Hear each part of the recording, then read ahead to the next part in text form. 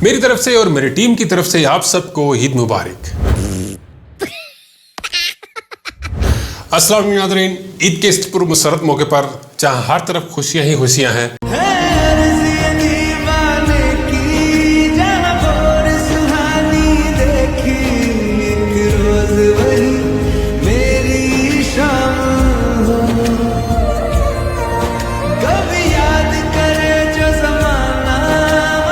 लेकिन कुछ लोग अपनी लालच की वजह से कोई परेशानी में मुब्तला है। आज हमारे साथ मौजूद हैं एक ऐसे सियाने और मजलूम मेहमान जो अपने पैसे बचाने के चक्कर में भाई कहीं से सस्ता बकरा ले आए।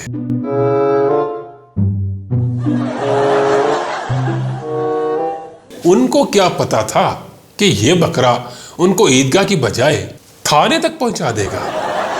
आखिर ये सारा ड्रामा है क्या? तो आइए मिलते हैं आज के मजलूम मेहमान से और शुरू करते हैं आज का प्रोग्राम। अस्सलाम वालेकुम जनाब। वालेकुम सलाम बेरा। सुना है आपकी बड़ी ईद भाई बहुत बड़ी हो गई है, कोई केस थाने तक पहुंच चुका है। आखिर ये माजरा क्या है? बस ना पूछो, मैंडी ता मत्ती मारी गई साईं। मैं आख्या सस्ता बकरा लबेंदा पिया, ईद दे पैसे बच गए सन। तो मेरे को क्या खबर थी कि जेड़ा बकरा मैं गिन पिया ओ किहे दे घर दा सुकून बर्बाद करके आया खड़ा। अच्छा, तो ये चोरी का बकरा था।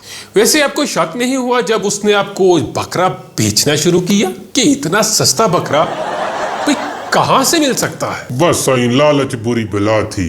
वो बंदा आख्या घर दी तंगी है तो सांगे सस्ता बेचदा पिया। मैं भी खुश थी कि घर आया, पर जिस वेले घर पहुंचा मंडी घर वाली ता बहु सियाणी निकली। वो बकरे दे कण दे निशान डिड़ के आख्या वे मरन जोग्या ए ता साडे हमसाए दा बकरा है और जेड़ा कल दा चोरी थी गया सी। तो ये पुलिस तक नौबत कैसे पहुंची? बस सही उथों घर वाली ना झगड़ा शुरू थी गया ते बड़ा बच गया।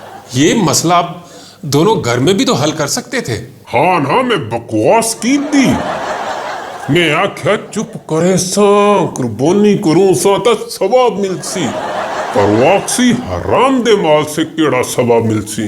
बस साईं बहस एडी वध गई कि मैं गुस्से में आके उनको झिड़क दिता। वो तो बाद वो सीधी थाने फोन करिंदी, आक्सी मेंढा शोर चोरा दा साथी है, इको पकड़ो। मुझे ये नहीं समझ आ रहा कि आप भागे क्यों? भाई आपने चोरी किया था कोई तो पुलिस का सामना करते ना आप। सही तुसा सुनिया नहीं उस दी गल? चोरां दा साथी है बेरा। जेल दी तो बाहर दी जिल्लत ही चंगी। जिस वेले बाहरों पुलिस दी गड्डियां दी आवाज आई मेरे पैरों तो थल्ले जमीन ही निकल गई। मैं पिछली दीवार टपके बच गया। सही हूं ना बकरा है ना घर है ते ना ईद दी खुशी है। बस एक पुलिस है जड़ी मेरे पिछू है। भाई किसी दुश्मन को भी ऐसी बीवी ना वो दे। बकरे ना। अब ईद में सिर्फ एक दिन रह चुका है। वो बकरे ना। तो क्या प्रोग्राम है आपका? ऐसे ही खज्जल खराब होते रहेंगे? मेरा सही मेरे को समझ नहीं आती। घर वाली ने तब मेरा फोन ही ब्लॉक कर दिता। मैं उनको मैसेज किया है खुदा दा ना मन पुलिस को वापस भेज, मैं बकरा वापस करेंदा पे, पर वो जवाब भेजे हुन ता तुसा जेल विच ही कुर्बानी करे सो। सही मेंढी ता बर्बाद थी गई। जरा सोचे, अगर पुलिस ने आपको पकड़ लिया तो आपके जो पड़ोसी हैं भाई जिनका ये बकरा है वो क्या सोचेंगे आपके बारे में? वो मेंढा सही हो तो सब तो वड्डी शर्मिंदगी दी गल। वो बेचारे ता मेरे को बड़ा शरीफ दा पुत्र समझे सन। हुन आखण के मासी दा पुत्र ता वड्डा चोर है।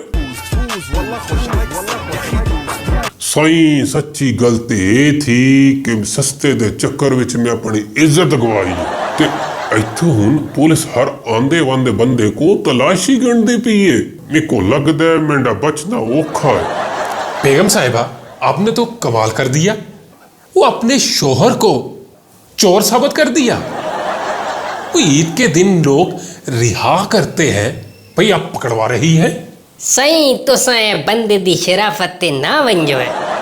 ये हर दफा सस्ते दे चक्कर विच कदी चोरी दा मोबाइल च आंदा है, कदी चोरी दी मोटरसाइकिल च आंदा है। ए दफा ता हद थी गई। अल्लाह दे ना ते कुर्बानी करनी है ते माल चोरी दा। मैं ता नेकी कीती जो एक को पुलिस दे हवाले करे ता ए दे गुनाह घट थी। ओ भगवान, ओ कड्डी जालिम पई थी गई है। गुनाह घट करेंदी पई है या मेंढा ब्लड प्रेशर बदेंदी पई है। ए नहीं ओ को बिछों के हमसाए दा बकरा ता ओ वापस करींदा पिया। हुण गड़ आंडे सी या नहीं? नहीं, हुन तो सा जेल दी रोटी खासो ते ओ बकरे को याद करे सो।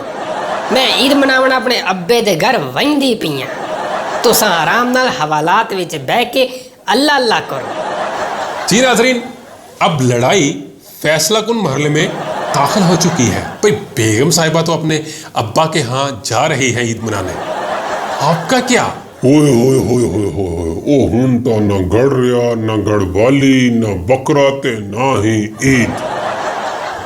मेंढा साला पहले ही मेंढे खून दा प्यासा थी। हुन नो बेगम दे कन भरे सी ते मेंढी तलाक तक गल पहुंच वैसी। ये सारा कट्टा ए मनहूस बकरे तो शुरू थी गया है। ओ साईं मैं तौबा करे ना साईं। बहन, ईद का मुबारक मौका है। मैं जानता हूं आप नाराज है इससे, लेकिन देखें अब इसने तो तौबा भी कर ली है और ताजर भी पकड़ा गया है। अब तो इस बेचारे को माफ कर दे। सही तुसा ईदी हमायत ना करो।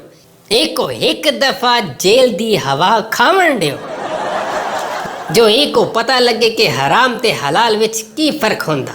ए ईद ते गोश्त नहीं, पुलिस ते डंडे खावन दे लायक है। हाँ भगवान डेरा सच पे आंदा हूं। मैं कन्न पकड़े सा अज तो बाद करदा वड्डा सौदा ते हाडी मर्जी तू बगैर नहीं गिन सा। तुसा आखसो ता मंडी विच रसीद वाला बकरा गिन सा, भावें ओ लख दा होसी। बस मेको हुन माफी दे दियो। देखे बहन, अब ये शख्स तो आपका मरीद बन चुका है, बल्कि रन मरीद बन चुका है। भाई मैंने ऐसी कभी नहीं देखी कि इतनी जल्दी शोहर सीधा हो जाए। एक मौका दें इसको, आपको ईद का सवाब भी मिलेगा और इस पर दबाव भी पड़ेगा। अच्छा सही, ताडे आखन ते मैं इसको माफ करेंदी पईया, पर एक शर्त है। इको आखो लिख के दे, ईद दे तीसरे दिन मेरे को मरी दी सैर करवासी ते नवे सूट भी गिन के देसी। मरी क्या, मैं ते को सवात गिन वसा। सही बेरा तहाडा बहुत शुक्रिया। तुसा मेंढा घर उजड़न तो बचा दिता। नाज़रीन, ईद खुशी का नाम है और हाँ, चोरीशुदा माल की कुर्बानी नहीं दी जाती। एहतियात से जानवर खरीदें। और हाँ, दूसरी बात, घर वाली नाल पंगा गिन के बंदा थाने वन सकता है, पर ईद सुकूनल नहीं मना सकता। उम्मीद करता हूँ आज का प्रोग्राम आपको पसंद आया होगा।